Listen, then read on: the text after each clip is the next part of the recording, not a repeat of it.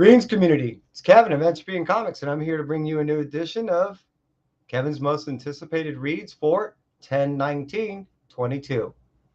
And happy new comic book day for those that are seeing this on the day of. So I appreciate everybody being here, and as always, thank you, buddy. I always appreciate you being here. Today's list is, well, not too long, not too short, but the cool thing is there's some very interesting reads coming out. Stuff that I've not only been anticipating uh, and waiting for a great deal of time. Stuff that unfortunately bittersweet is ending. So as opposed to me getting too sentimental about things that have yet to happen, let's go ahead and get into it. Now, starting it off, we're going to go ahead and jump over to issue number 2 of Heaven's Rejects. Now, Heaven's Rejects from Source Point Press is an interesting tale of three angels, kind of Charlie Angel like, that are essentially rejects of Heavens and failed well, their preliminary tests to see if there are well, the right stuff to go ahead and protect individuals from both heaven and earth from the wrong stuff. This has been a very, very animated, very funny, very witty, very enjoyable read for me. So that's why I can't wait to read Heaven's Rejects, issue number 2 from Source Point Press. Moving over to Image, we go over there and check out Silver Coin. Silver Coin issue number 15. Now, what's cool about Silver Coin issue number 15 is every 5 issues, issue 5, 10, and now 15, it's been explaining a little bit about the coin and its curse, how it came to be. At the same point, what it's been doing is it's been torturing one individual in general. This fireman, Louis, initially found the coin in a fire, and then we find him shortly after in a fire himself, torched up, melted away, and just not in good health. One way to lose diet, one way to have a diet is to lose some weight, is to go ahead and catch yourself on fire, I guess. It's not quite what I recommend. At the same point, we end up seeing Louis down the road, issue number 10, and how's that happen? A home invasion. So we now see Louis for the third time in this issue, which will be issue number 15 from Silver Coin. And I'm curious to see what this poor devil's going to go through next. He's already died twice. So, I mean, come on. Moving over from Image, we go over to Boom. Boom is going to give us, Win issue number 3. I love Win.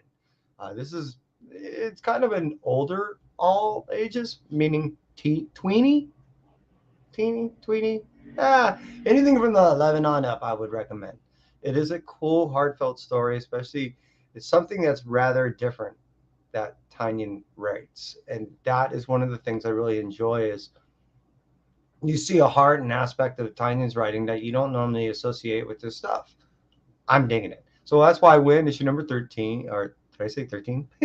Issue number 3 is on one of my most anticipated reads. Cruising over from Boom, we go over to Dynamite. Now, Dynamite, here I am trying to shut off books, and Dynamite's reeling me into a whole new place. It's been giving me all kinds of books. What was that? Draculina's coming out of there.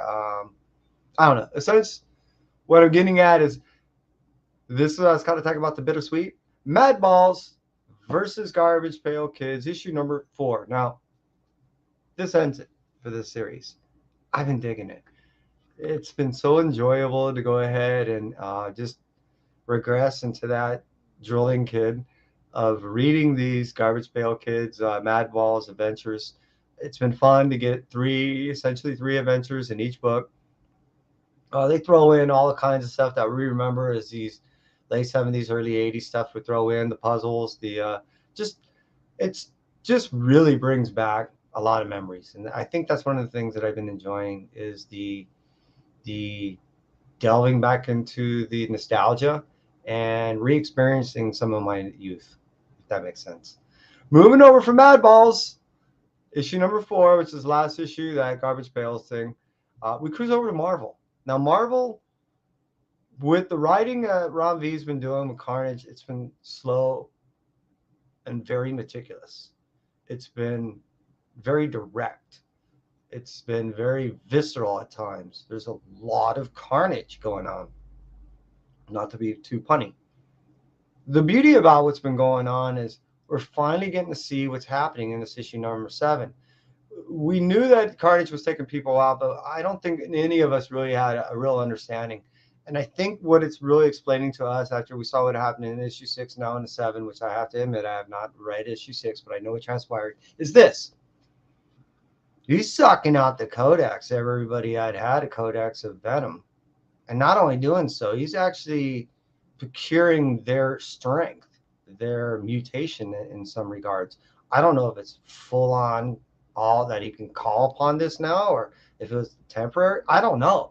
But Carnage is turning into one hybrid, ugly ass symbiote that's really not in need of a host because of what's transpiring with all this mutation within of this codex building thing that's going. I don't know, man. It's the cool thing is we are getting some direction. We have an understanding of what's going on as far as some plot of what Carnage is up to.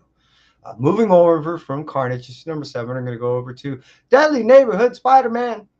Now, this is co-written by one individual. I can't remember his name, but the other individual is Taboo. Now, Taboo ended up doing a few books in the past, and one most notably that's been doing very well in the spec area is that Werewolf by Night, the 4-issue mini. The cool thing about that was it was introducing a new character of, it was aside from all that, I don't want to get there. What I really want to get is Taboo's writing is offering new style of writing, and with its contribution, been giving us new characters. And in these new characters, they're not even just regular new characters that are thrown out there for the sake of new character, as much as we're seeing really different integration with these characters that he's been bringing to us. So I'm really looking forward to this Deadly Neighborhood Spider-Man, not only because of the contribution that Taboo is bringing to us, but the actual story itself that he's writing is one trippy ride. I've actually got to see some of the art, got to read some of the story, and wow, it's out there. I'm looking forward to not only fully reading issue number 1, but to get into this full miniseries. This looks awesome. So that's why Deadly Neighborhood Spider-Man issue number 1 from Marvel is on one of my top lists now, definitely of the 5 of my most anticipated reads for tomorrow. Cruising over from Marvel, we're going to go over to IDW. Over at IDW, we're going to get True Cold issue number 3. Now, issue number 1 didn't rub well for most. Issue number 2 for me was something I had to remember how I was reading, because it wasn't reading the same necessarily as issue 1 in the beginning. It kind of changed per se, and relied heavily on that narrative way of doing things, which by halfway through was really cool because I had a good rhythm of how to read it, and it was really enjoyable at that point once I remembered. I might have to actually jump on issue number 1 again. Point being, issue number 3 looks to be really interesting. Where they were at with issue number 2, what's going, the deals that they have to make, and who they're making with. I was digging, especially some of the wit and some of the humor that was coming out. It was actually some of the things that I would find myself to say in probably the same situations. Maybe, I would think. So that's why True Cult issue number 3 is definitely up there on my most anticipated reads. Moving back over to Marvel. I'm hopping around like a little froggy. We get over to Midnight Suns issue number 2. I just have to say simply, it's been a cool read. I've been really enjoying it. It's been something that initially I thought it was just going to be a little plug as far as with the video game industry was concerned. And now I'm seeing how they're bringing these characters together to do something rather kind of neat. The story enough for me is there that I am looking forward to issue number 2. So, hey, that's why it's on one of my most anticipated reads. Moving over from Marvel, we go back over to a Scout area. The reason why we go over to Scout is we're going to talk about Forever Forward. I read issue number 1 twice. And the reason why is that after I got through about 1/3 of the way, I just wanted to rush through it. And then I reread the whole thing. Boy, it was cool. The concept is definitely there. It was a little rough on the edges as far as delivery initially for me, And then how it picked up as far as the way the delivery was happening. And I, again, talking about rhythm, it started to pick up a decent rhythm to where when they got to the end, I'm like, now I'm ready for issue number 2. So I'm only hoping that, yeah, we carry on with that same type of rhythm, because it was really enjoyable, especially what you end up finding out, and how that led into issue number 2. It's cool, cool, cool, cool. So that's why, Scout, you guys, you're another group that, to me, you're like family. Source Point Press, IDW, Scout. People out there, you'll see me frequently put, as you may see, I always put a hashtag family on the end of them, because why? They treat their people like family, and the way that they put their books out and the type of books that they do, it just seems very family oriented. So, I think I went a little babbly. Moving on from Over the Forever Forward, issue number 2 by Zach Kaplan of Scouts Comics. We're going to cruise over to, now this one's wild. Here we go. Hold on. Strap down. Here we get to the weird one. This used to be a Kickstarter. It did so well that it got picked up. Who? By a company called Dren, Dren Productions. I'd never heard of them. But that doesn't mean I ain't going to give them a shot. Why? This is the name of the title. Hold down. Here we go. Flesh-eating cheerleaders from outer space. Ugh, easy for me to say. Let me try that one more time. Flesh-eating cheerleaders. Oh, that's not any easier. From outer space. Now, okay, now, Flesh-eating cheerleaders from outer space is basically a story from James Mascia, and art by Felipe Abando. Now, if you're into B movies, horror, very campy stuff, this is totally for you. Totally for me. Totally for you. And so the idea is this: a meteor crashes in the middle of the campus of Pullman University. Now, the campus, college, is being invaded by aliens. Cheerleaders of the university are first to arrive onto the wreckage site. Due to exposure, they turn into flesh-eating cheerleaders from outer space. Kind of get it? It seems that bad. It seems that campy. It seems all me. I believe it's 4 issues. I'm in all the way. I already pre-ordered issue number 3. I can't wait for issue number 1. I'm just this. What can you say? Make it into a movie already. But other than that, hey, you know what we're getting at? That's right. The Blue Light Special. Today's Blue Light Special. Right here. Thor 28. You may be going, wait, really? Yeah, seriously. Check this out. In Thor 28, we're going to see appearances of individuals that are in Venom. We see Venom. We see Venom,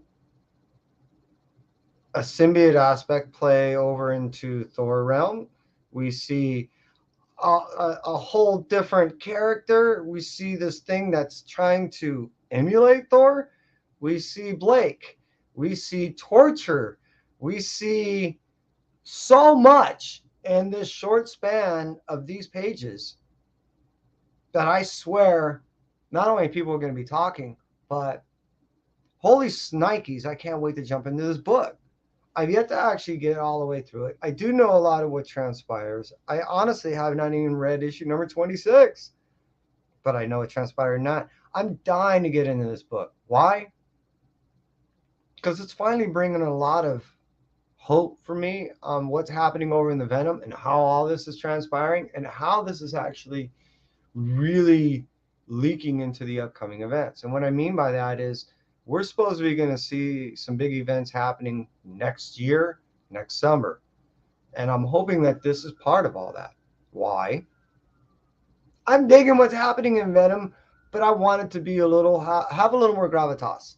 And by what's happening in issue number 28 of this Thor, this is giving me substance and reality to believe that that's exactly what's transpiring. I can't wait to read into this 24, 28, 24. I'm getting all kinds of numbers confused. Issue number 28 of Thor. This is going to reverberate in the Marvel world, I believe, for a little bit, at least this week. And that's it for me, Entropy. You stay well, take care, and I appreciate you guys.